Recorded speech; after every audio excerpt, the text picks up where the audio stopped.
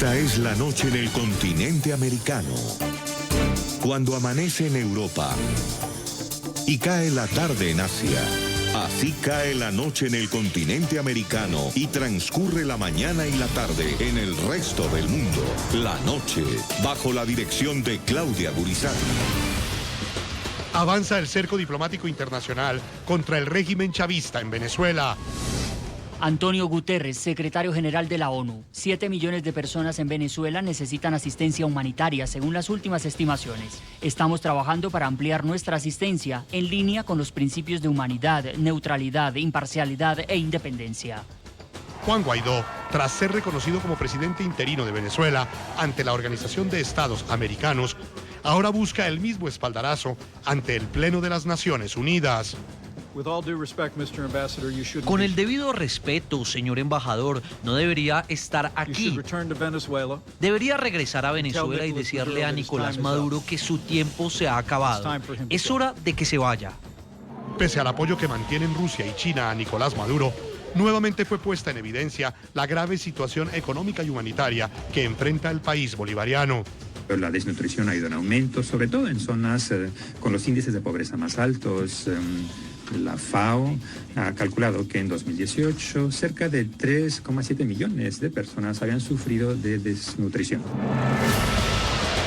Hoy en el programa La Noche de NTN 24, el canal de las Américas, están los protagonistas de la noticia.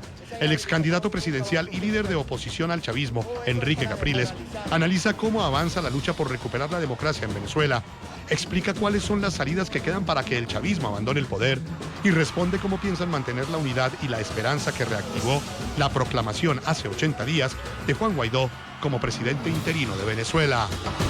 Comienza la noche, bajo la dirección de Claudia Gurizati. Hola, ¿qué tal? La noche enciende las luces para que usted vea el punto clave de la noticia. Y la noticia es el informe sobre la grave situación humanitaria que vive Venezuela y que fue presentado por el secretario adjunto para Asuntos Humanitarios de las Naciones Unidas, Mark Lowcock. Claudia, buenas noches. La noticia también es el documento que revela la forma como ha empeorado en los últimos meses la situación humanitaria en Venezuela, la creciente escasez de alimentos, los apagones que afectan principalmente a hospitales y las interrupciones de los sistemas de agua y alcantarillado se suman a la crisis social y al deterioro económico que sufre el país bolivariano. Sí, el otro punto clave de la noticia, Jefferson, es muy duro. Según la ONU, 7 millones de personas en Venezuela necesitan hoy asistencia humanitaria urgente. La desnutrición se triplicó en un periodo de 5 años y 1.3 millones de niños menores de 5 años requieren asistencia nutricional. Estas cifras coinciden con la tragedia que denunció hace una semana Human Rights Watch. Este organismo pidió al Consejo de Seguridad de la ONU que exhorte a su secretario general, Antonio Guterres, a que declare formalmente que la situación en Venezuela constituye una emergencia humanitaria compleja que representa un grave, gigantesco riesgo para la región.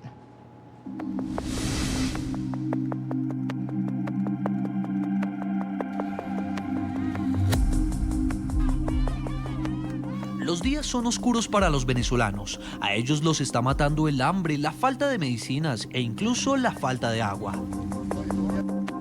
Salen a las calles en busca de respuestas a sus necesidades más básicas, pero muchas veces regresan a casa con las manos vacías.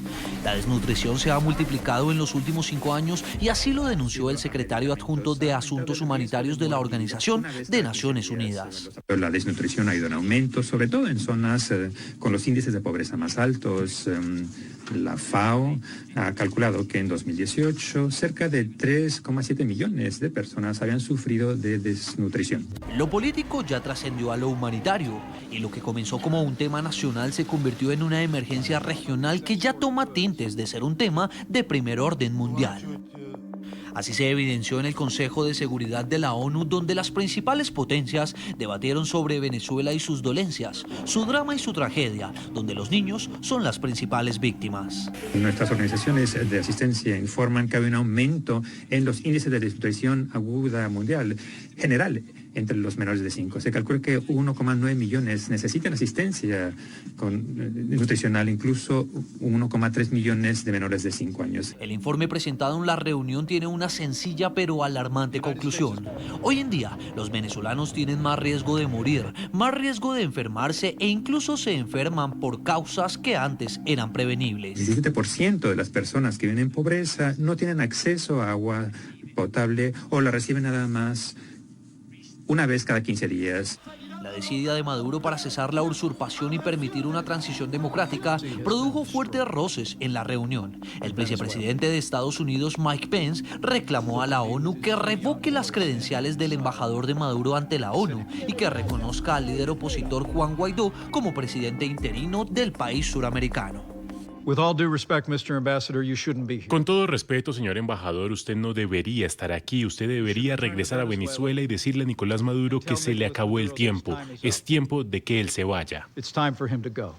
Denis Moncada replicó al mensaje del alto funcionario estadounidense. La implosión social está provocada por ellos. Nuestro interés es la paz y el bienestar de nuestro pueblo. Ellos son los que quieren la implosión social para justificar la invasión. Esta reunión extraordinaria se llevó a cabo un día después de que el Consejo Permanente de la OEA reconoció a un enviado de Guaidó como nuevo representante de Venezuela ante este organismo y luego de que Human Rights Watch le exigiera al secretario general de la ONU que declarara a Venezuela en emergencia humanitaria compleja.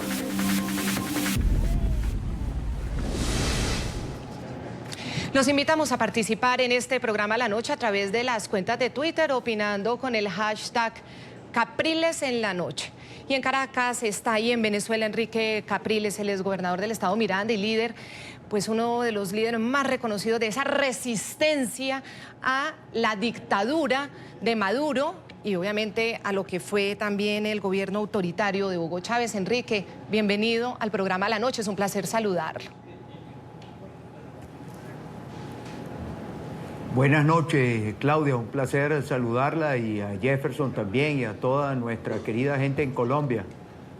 Doctor Capriles, bienvenido al programa La Noche, un gusto tenerlo en ese momento específico, donde hay muchas preguntas sobre lo que viene aquí en adelante, Claudia.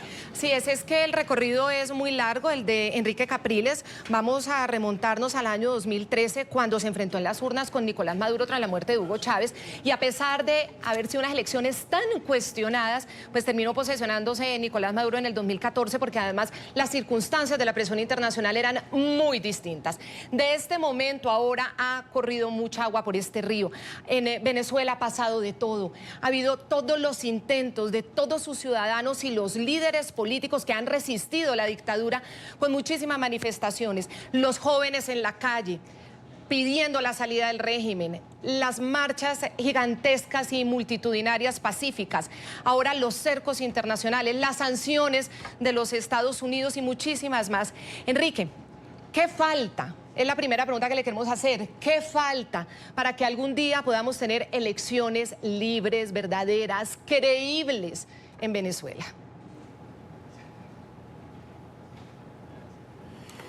Bueno, Claudia, lo que falta es que Maduro se aparte y que podamos los venezolanos tomar una decisión. En efecto, esto ha sido una lucha larga, dolorosa. No hay hoy en América un país que tenga la situación de Venezuela. Ustedes en Colombia están conscientes de lo que nosotros estamos viviendo, a pesar de que hay algunas voces por allá en Colombia que uno a veces no sabe efectivamente cuáles son sus intereses, porque la situación de Venezuela también los afecta a ustedes. El futuro de Venezuela también está hermanado al futuro de Colombia. Sin embargo, hay todavía algunos, fuera de Colombia, algunos países que, como si esto fuera un problema entre izquierda o derecha, que no lo es. Esto es una tragedia que estamos viviendo los venezolanos. Esta es una Venezuela completamente distinta, Claudia y Jefferson, a la del año 2013, 2012.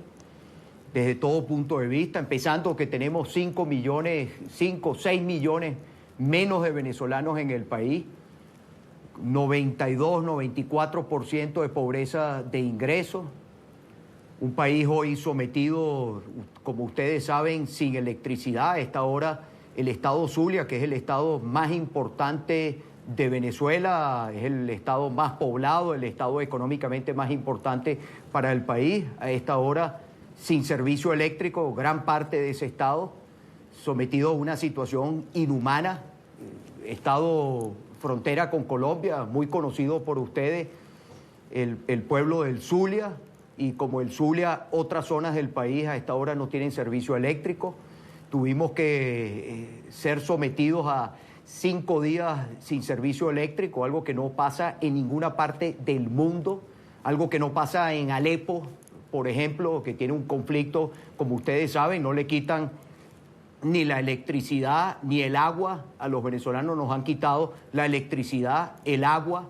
Es un problema para conseguir el gas doméstico, que es el que utiliza gran parte de los venezolanos para poder preparar los pocos alimentos que tienen en sus hogares, en los barrios de nuestro país.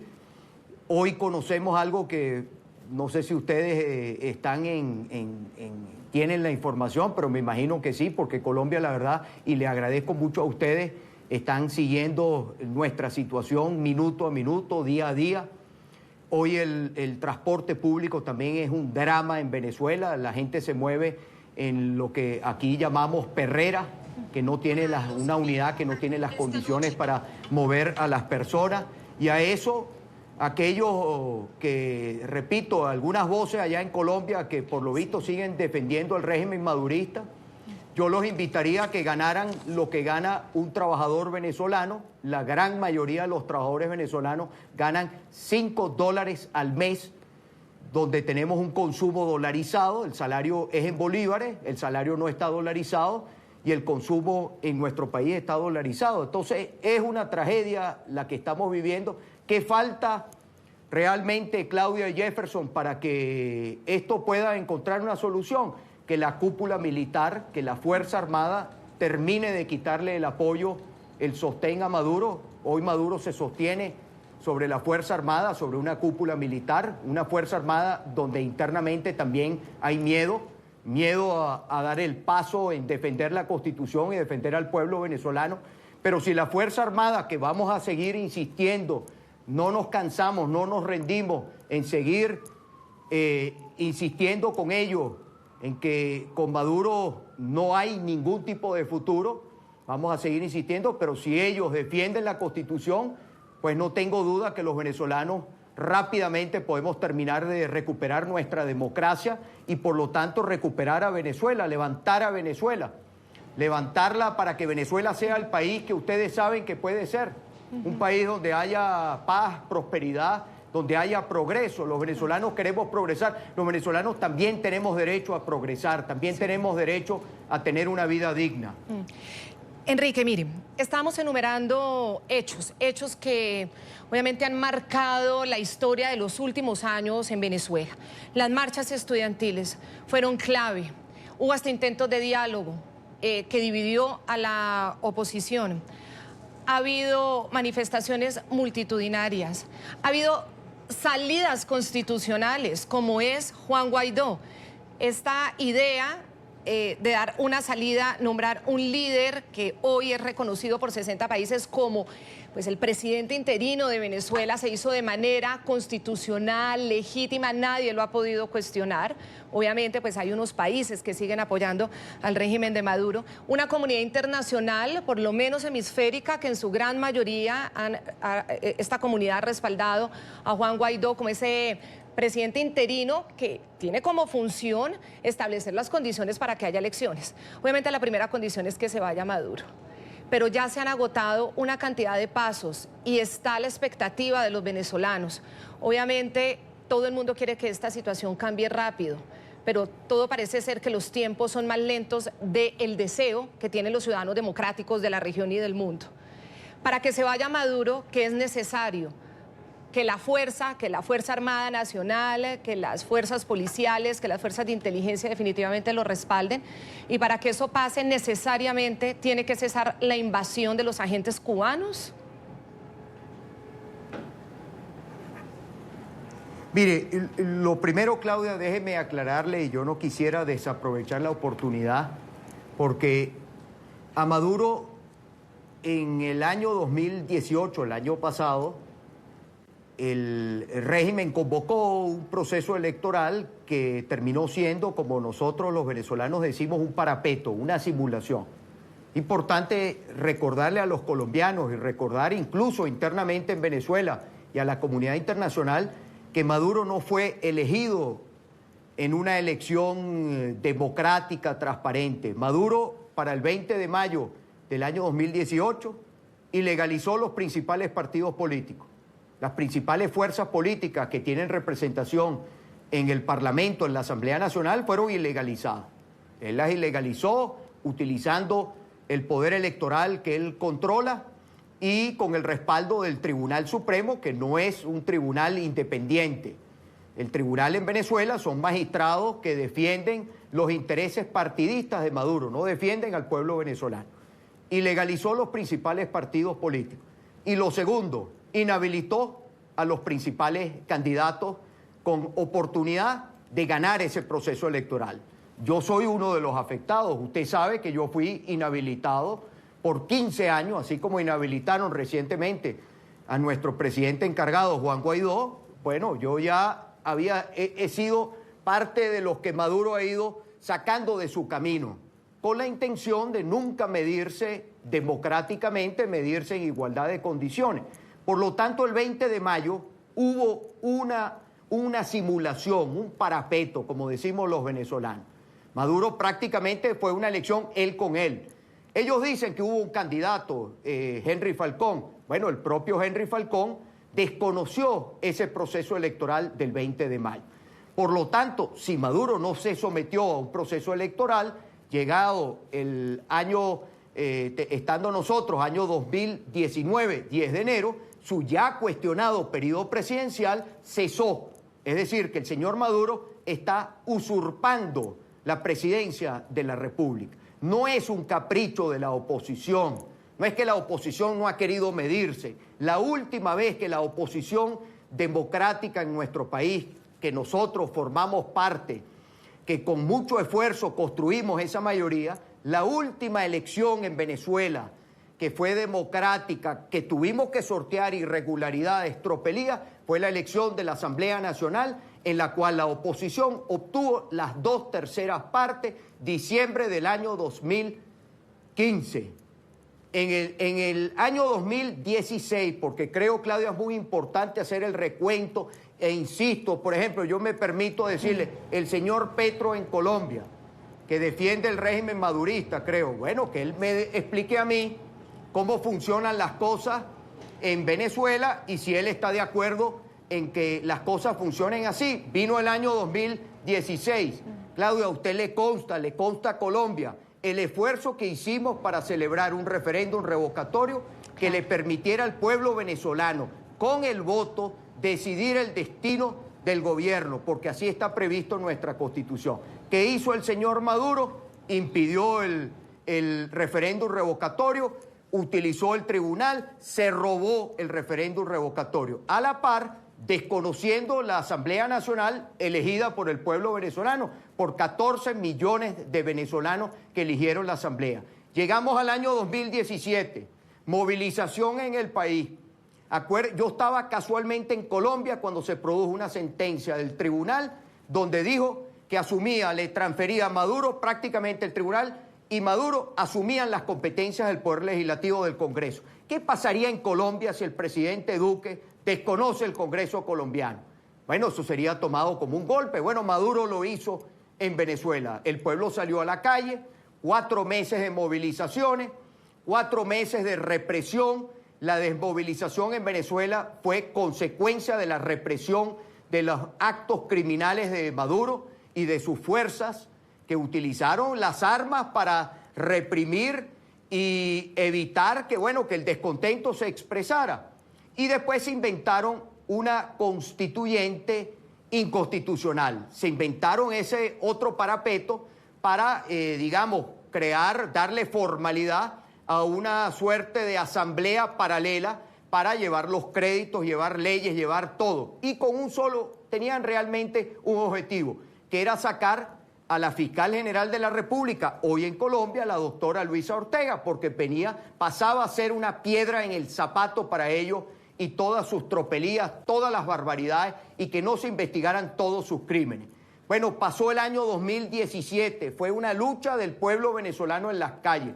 Llegamos al año 2018, que yo les recontaba ahora, y estamos en el año 2019, donde una vez que termina ese cuestionado periodo, todo lo que ha pasado, llega pues el 5 de enero, la Asamblea Nacional designa a Guaidó como su presidente, llega el 10 de enero, que era el inicio de un nuevo periodo constitucional, estando un usurpador, la Constitución venezolana le encarga al presidente de la Asamblea hasta que puedan celebrarse elecciones. La Constitución habla de 30 días, pero es que nosotros no estamos en unas condiciones donde podamos ir a un proceso electoral donde el resultado vaya a ser respetado y aceptado por el señor Maduro.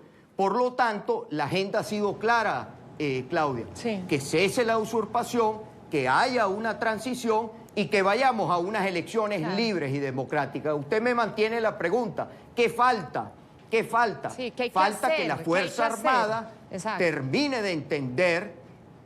Bueno, yo creo que hay que hacer toda la presión afuera y toda la presión adentro. Los venezolanos, cierto, tenemos que derrotar el miedo, porque hay miedo, Claudia, porque la gente en los barrios tiene miedo a las fuerzas paramilitares de Maduro, tiene miedo a que han utilizado tienen unas fuerzas dentro de las, digamos, que responden a órdenes políticas, que han llegado a los barrios matando gente. Y el pueblo venezolano, usted lo sabe, es un pueblo pacífico. Ahora, nosotros también tenemos que hacer un esfuerzo. Siempre le digo a la gente que vive, que padece la crisis, que es la que más está afectada por la crisis, que no podemos resignarnos, no podemos tirar la toalla, no podemos rendirnos. Tenemos el apoyo internacional que por tanto tiempo estuvimos pidiendo hasta que finalmente llegó. Yo creo que si hay una combinación, tanto lo interno como lo externo, dirigido, digamos, apuntando en la misma dirección, no le va a quedar más remedio al sostén de Maduro que, bueno, terminar de darse cuenta que lo mejor para ellos y para su futuro va a ser que el país pueda encontrar esa solución que al final los va a beneficiar a ellos, que son todas las garantías que además se han ofrecido. Mire, Claudia, yo entiendo, mire, yo he vivido esta película completica, desde el primer día. Siempre me he opuesto a este régimen, a esta estafa histórica. Dios quiera que Colombia nunca caiga en un régimen como este, que Colombia nunca se equivoque. Yo la he vivido completa. Yo sé que los venezolanos no tenemos, oye, cada día que pasa la situación es peor. Pero le digo, mire, yo apoyo al presidente encargado Juan Guaidó y no tengo, digamos, mi rol es apoyarlo, respaldarlo y que tenga éxito su agenda, porque va a ser el éxito de Venezuela. Ahora, esto no es un tema de moda, no es que ahora la moda es esta, es un tema de asumir con mucha madurez, con mucha visión de lo que está en juego en este momento. Yo entiendo que el pueblo venezolano en esta situación, caramba, todo el mundo quiere que esto sea mañana, pero en este momento tenemos que seguir la línea que se ha planteado por Juan como presidente encargado y de la legítima Asamblea Nacional, porque se va avanzando, se van conquistando espacios, se van ganando apoyo, hasta que, bueno, lleguemos al apoyo final que estamos esperando, que la institucionalidad en el país, secuestrada por Maduro, salga de ese secuestro, le apueste a Venezuela, defienda la Constitución y que nosotros podamos tener lo que el mundo entero está pidiendo, que son una decisión libre, democrática, transparente por parte del pueblo venezolano. ¿Quiénes son los países que todavía apoyan a Maduro? ¿Quiénes? ¿Quiénes en América apoyan a Maduro? El régimen de Nicaragua, impresentable. Cuba, que, bueno, ha vivido a costilla nuestra el régimen castrista, ha vivido, y Díaz-Canel, que viven a costilla nuestra, porque durante todos estos años le hemos regalado el petróleo no al pueblo cubano, al régimen castrista, que utiliza parte de ese petróleo para el tema interno, pero que otro lo vende. ¿Quién más lo apoya? Bolivia, Evo Morales, que también le puedo decir todos los regalos que Venezuela le dio a su gobierno y que obviamente, pues bueno, esos regalos lo han atado, lo han comprometido, pero Evo Morales es un gran vivo que viene a Venezuela, se toma la foto con Maduro, pero también se va a Washington a tomarse la foto con Trump. ¿Quién más apoya a Maduro en este continente? ¿Quién más? ¿Qué otro? Algunos países del Caribe.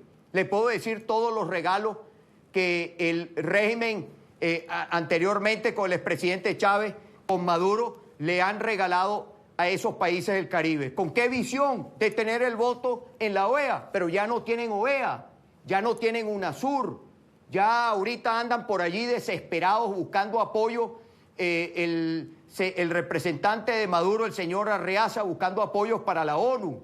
Ahí está el secretario general de la ONU, que yo aplaudo que haya por lo menos, oye, a veces la indiferencia duele, porque él, si bien no es él no es latinoamericano, pero él es portugués. Y su oficina, ¿cuántos portugueses no hay en Venezuela? ¿Y su oficina dónde queda? En los Estados Unidos, en este continente. Ayer se pronunció, bueno, necesitamos que China, Rusia, que todos los otros países que tienen una importancia, que no conviertan a Venezuela en un tema de geopolítica, sino esto es un tema de crisis humanitaria. El presidente Putin le importa lo que pasa en Venezuela. No mande militares rusos, no mande armas a Venezuela. Venezuela no necesita armas. Venezuela necesita comida, Venezuela necesita medicina, Venezuela necesita que los hospitales estén dotados. Ahí está Maduro ayer, que no le quedó más remedio que aceptar la ayuda humanitaria. ¿Por qué la ayuda humanitaria? Ahorita el régimen de Maduro dice que la va a aceptar por la persistencia, por el esfuerzo, por la lucha del pueblo venezolano, por tanta gente que se ha apretado, bueno, que se ha embraguetado para luchar por esa ayuda humanitaria. Entonces nos toca persistir. Yo sé que es muy duro, muy difícil. Tenemos demasiada gente afectada, pero nos toca persistir, nos toca llenarnos de fe y seguir, porque si algo podemos celebrar en este momento es que el venezolano tiene esperanza, recobra la esperanza. Yo aplaudo cuando el venezolano tiene esperanza, porque la esperanza es absolutamente necesaria para vencer a este régimen que todos los días lo que quiere es alimentar la desesperanza del pueblo venezolano. Claro, en ese sentido, fíjese lo que escribía Moisés Naim en palabras textuales. El principal enemigo de Guaidó no es Maduro, sino la impaciencia de los venezolanos. Ellos han depositado en él una esperanza que no ha existido en los últimos 20 años y refuerza esa tesis que usted tiene y ese llamado a la esperanza que usted le sigue haciendo a la comunidad venezolana adentro y afuera, porque los venezolanos afuera están sufriendo y mucho, y aquí estamos siendo testigos de ese sufrimiento que es de hambre del venezolano que llega, atraviesa la frontera como puede y llega a Colombia a buscar como sea algo de comer y algo de libertad. Le quiero preguntar exactamente, Enrique Capriles, sobre esa presión internacional que usted veo que le da muchísima importancia para la salida de Nicolás Maduro, para que pueda haber elecciones. Mire ya lo que pasó en las últimas horas en la OEA, que aprueba al embajador de Guaidó, de Juan Guaidó, Gustavo Tarre Briceño. Él ya presentó sus credenciales ante el organismo regional.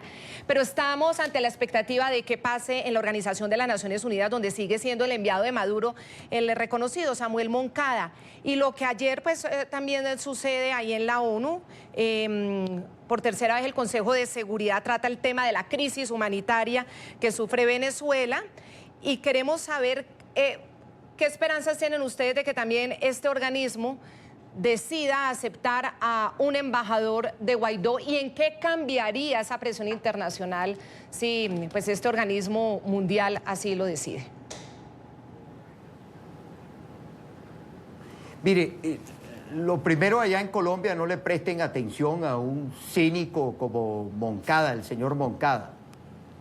Porque además allí en el Consejo de Seguridad, fíjense las contradicciones del régimen y al final la mentira, cuando es utilizada, llega un momento que la mentira como práctica del régimen que quedan siempre en evidencia. El señor Moncada decía que Venezuela no tenía una crisis, no necesitaba ayuda humanitaria. Y en la noche el señor Maduro en cadena de radio y televisión, hablando sobre su reunión con el presidente de la Cruz Roja Internacional, donde aceptaba el tema de la ayuda humanitaria.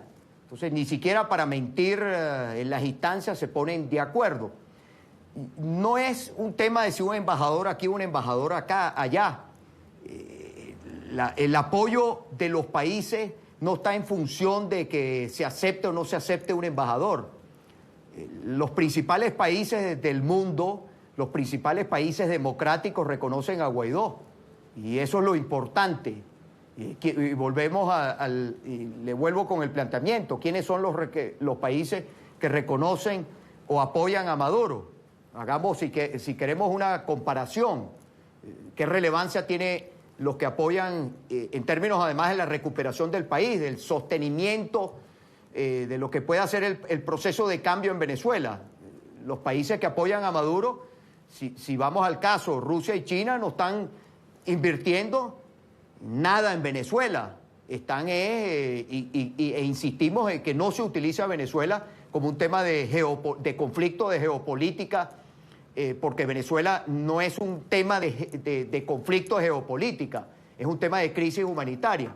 Entonces, chinos y rusos, los gobiernos de China y Rusia, están preocupados por el dinero que han invertido en Venezuela, por sus intereses, de lo que estos años le han puesto en términos de, digamos, de los compromisos que han sido adquiridos en Venezuela. La mejor garantía para ello es que haya un cambio político en Venezuela, que Venezuela pueda recuperar su democracia, su estabilidad.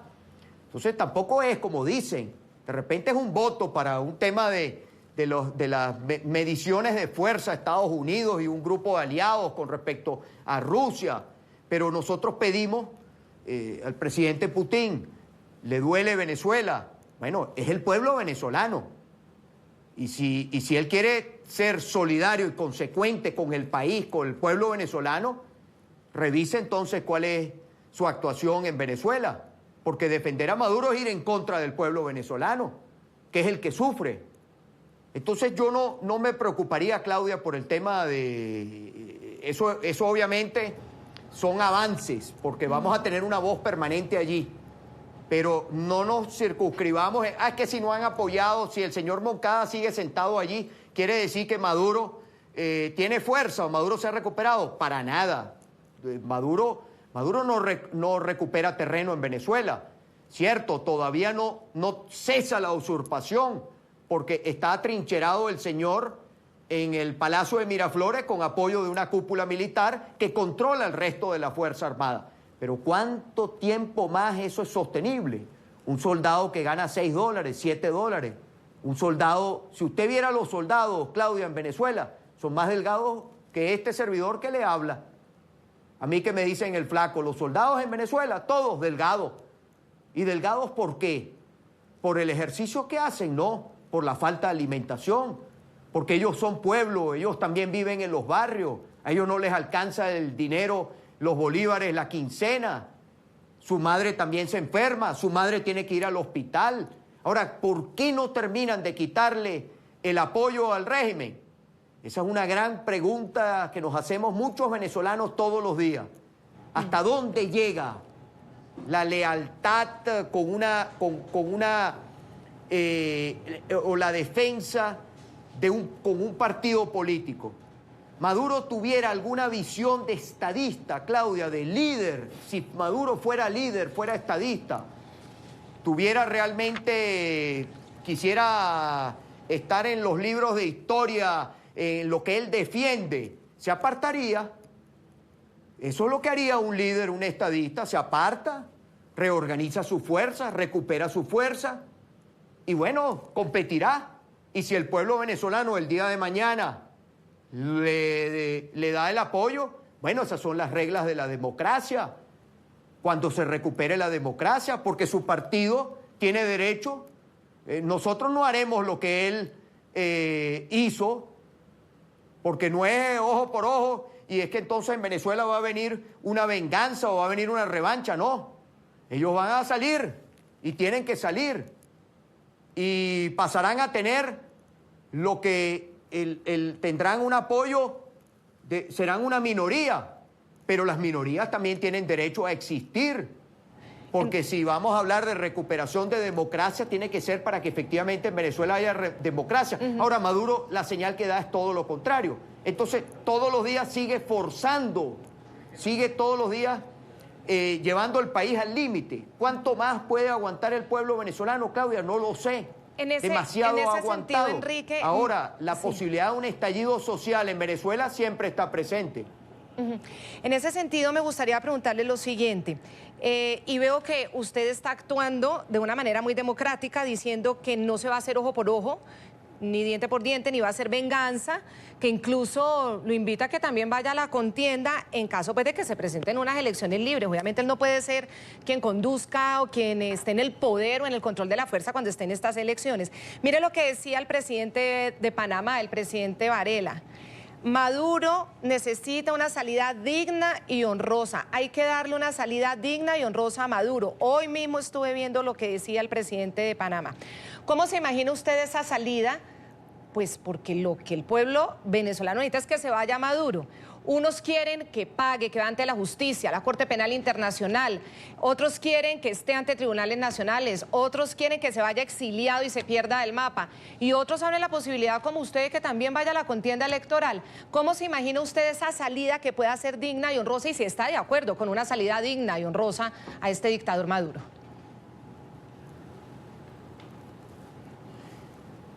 Bueno, Claudia, yo la verdad que creo que Maduro y yo pensamos radicalmente distinto.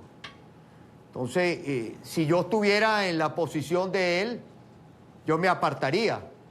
Porque cuando usted pierde el apoyo popular, cuando usted ya el pueblo no le quiere y usted es un político y usted llega a una posición con el respaldo de la gente y la gente le quita el respaldo, pues el político tiene que apartarse. Así es la política, así es el juego político. Ahora, este señor, no, por lo visto, estas cosas no las piensa. Ahora, hay gente en ese partido que no quiere atar su suerte a la suerte del señor Maduro.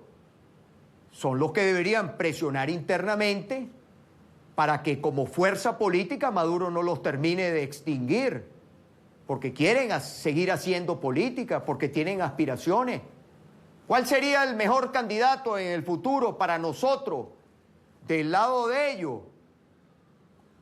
Cuando lleguemos allá, que todavía no lo tenemos enfrente, porque ese proceso primero tiene que venir una transición, porque Claudia, en Venezuela, con la señora Tibisay Lucena, ya es imposible hacer una elección que sea limpia, democrática.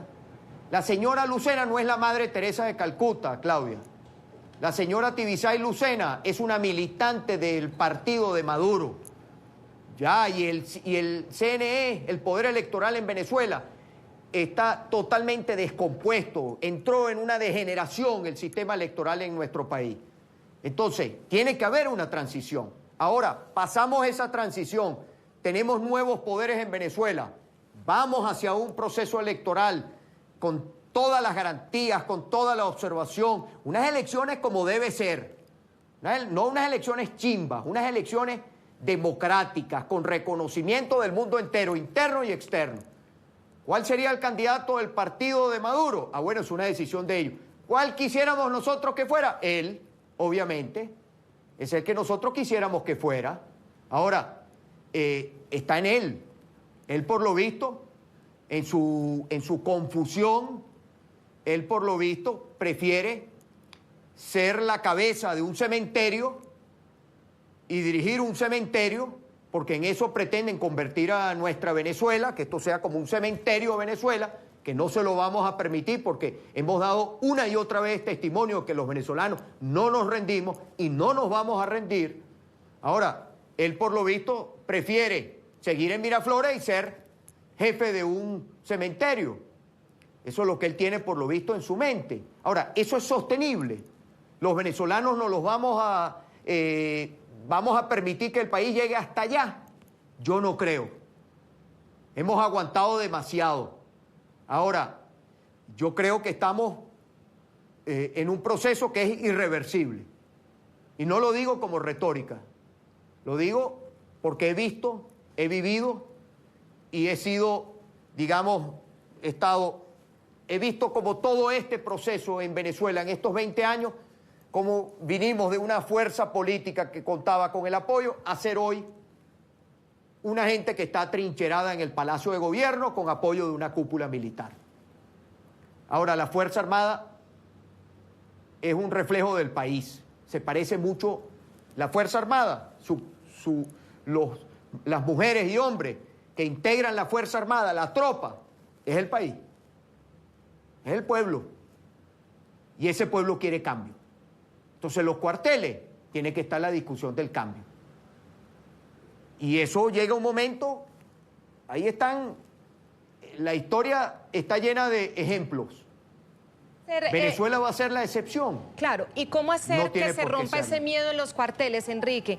Porque lo que nos explican todos aquellos que han vivido también la tragedia de los militares detenidos y torturados es que hay un miedo profundo y que mientras estén esta invasión de agentes de inteligencia cubanos, eso va a ser muy difícil o casi que imposible. ¿Usted ve algún punto claro y concreto de actuación de estos militares para que puedan, pues, romper ese miedo y ese acoso en el que están? Mire, el presidente encargado, Juan Guaidó, ha hablado de garantías.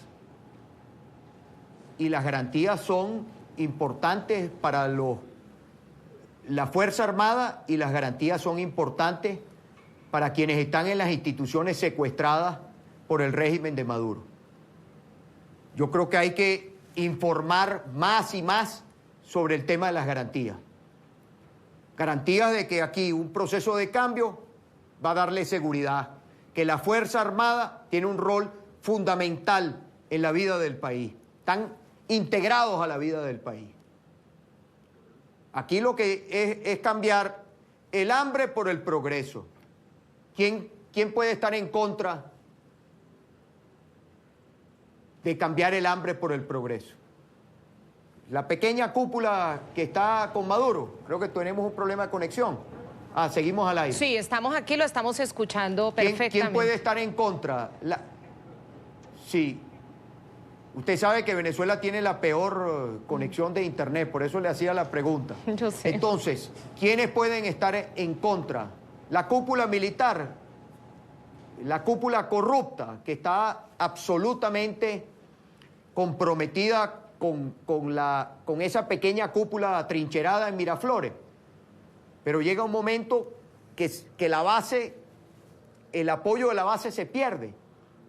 Y le insisto, hay que persistir, hay que seguir en ese trabajo de convencimiento todos los días a todas las instituciones en Venezuela, que es, como decía Moisés Naín, que los venezolanos entramos en situación de desesperación como consecuencia de la situación económica. Claro, Claudia, ¿y quién no va a entrar? Pero tenemos que vencer también esa desesperación, tenemos que vencer el miedo, tenemos que vencer la desesperación. Y después, Claudia, con el mayor cariño y el mayor afecto y mayor respeto, oye, los que mejor sabemos de la situación aquí somos los que estamos aquí. Nosotros queremos que los que se fueran regresen. Pero, oye, hay algunas voces por allí que lejos de ayudar, lo que hacen es perjudicar. Hay gente que de repente quiere que pongamos en televisión o pongamos en las redes sociales los debates de estratégica, y la estrategia no se discute muchas veces públicamente.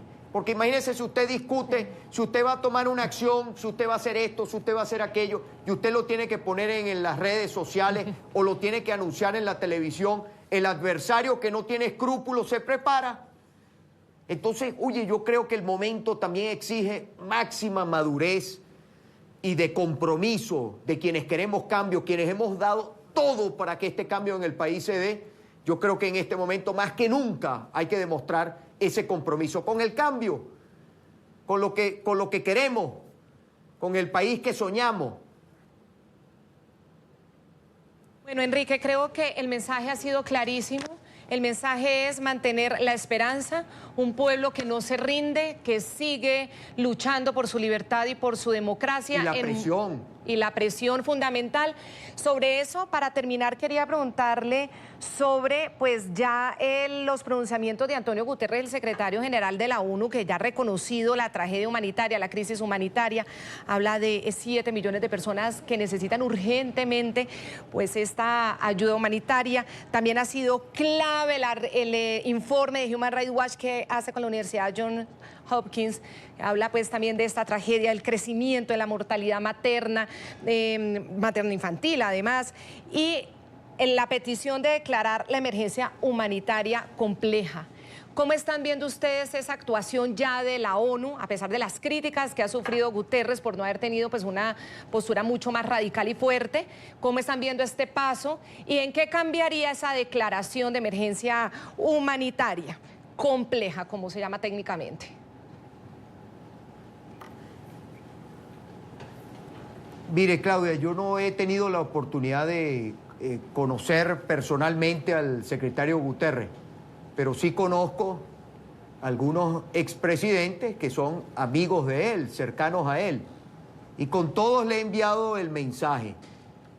La expresidenta Bachelet dice que va a venir a Venezuela.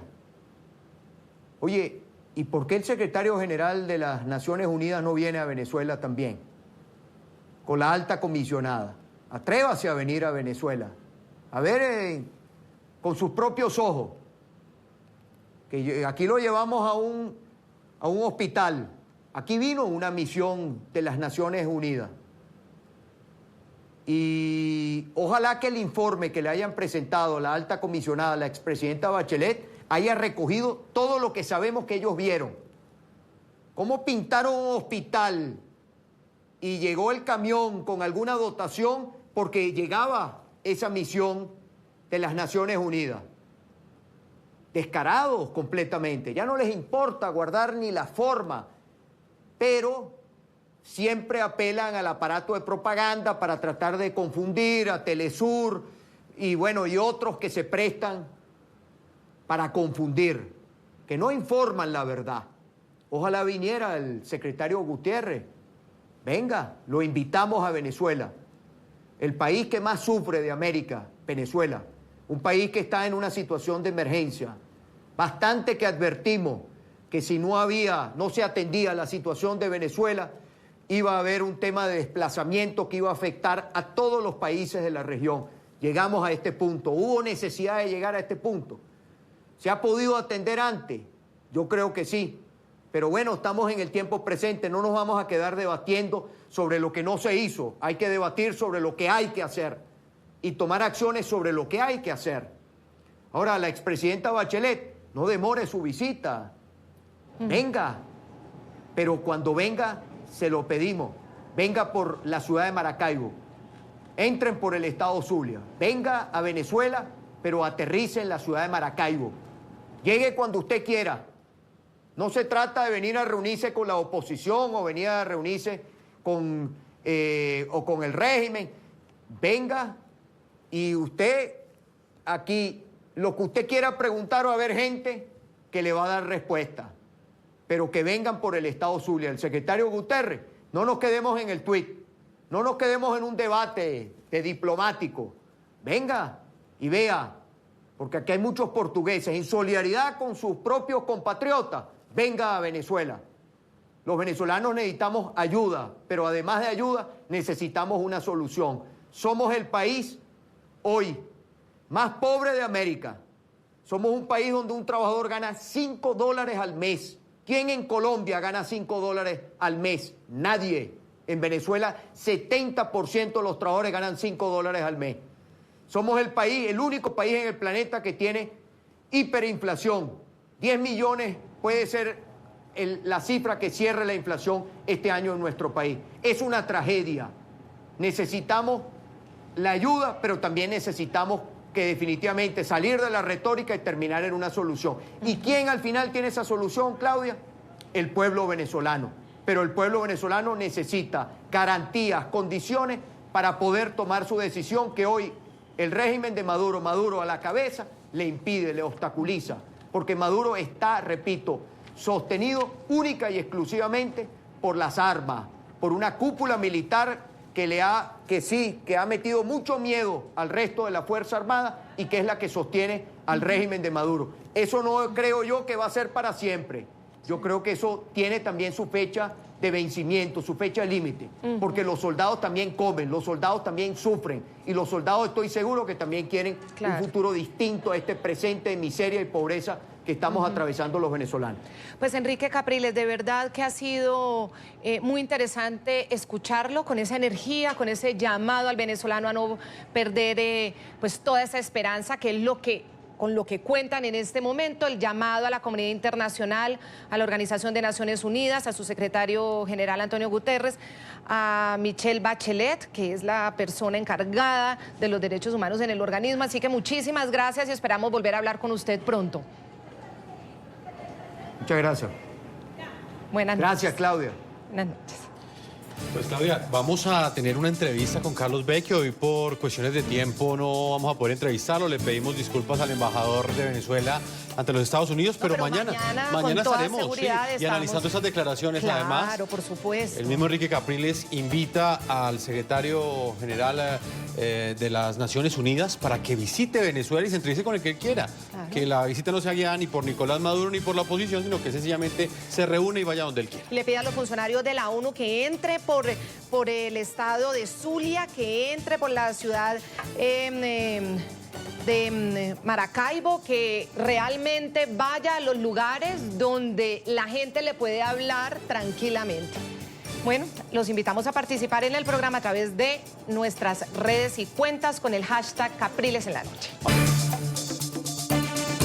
Claudia, hemos llegado a la parte final. A todos nuestros televidentes los invitamos a que continúen enviando sus comentarios a www.ntn24.com. Nos pueden seguir escribiendo en Twitter en @ntn24, @segurizatntn24, @jeffersonntn24, @la noche ntn24. La noche continuará encendiendo las luces para que usted siempre vea el punto clave de la noticia. Muy buenas noches.